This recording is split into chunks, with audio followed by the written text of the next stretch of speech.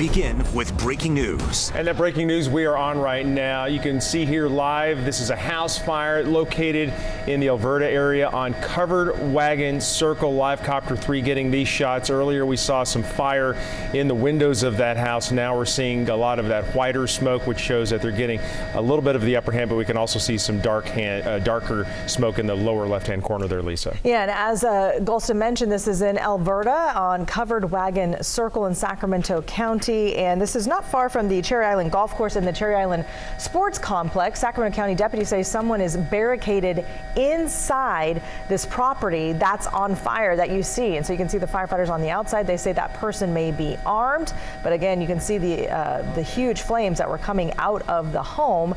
And the firefighters, really hustling around the house to put the fire out.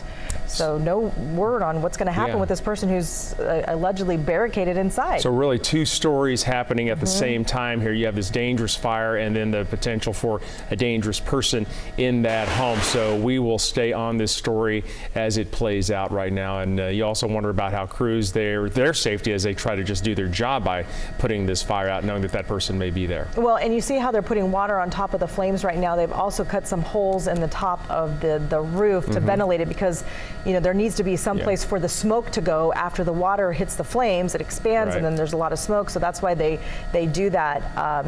It's called vertical ventilating. So they're doing a little bit of that, probably trying to save the person, whoever's in there barricading themselves in there. And you can also see now there's some more flames there at the top of that roof there, and just as I say that, they get some water on top of that. But yeah, you think if there's somebody in that house with a gun, then you think about how fire crews are, in a sense, doubly putting their lives at risk here, trying to make sure that this house doesn't spread, the fire doesn't spread to other homes, and of course then they have the possible danger of somebody in that house with a gun. Yeah, last time I checked, those firefighting suits aren't bulletproof. They don't have bulletproof vests on like officers do. So there's a lot of questions surrounding this, and as Golston said, this is really two stories going on at one time, and they're also very nearby other homes, close to this house, not to mention those above ground fire electrical lines. And you can also see now some sheriff's units showing up to the scene. So you've got a mixed scene here now with law enforcement.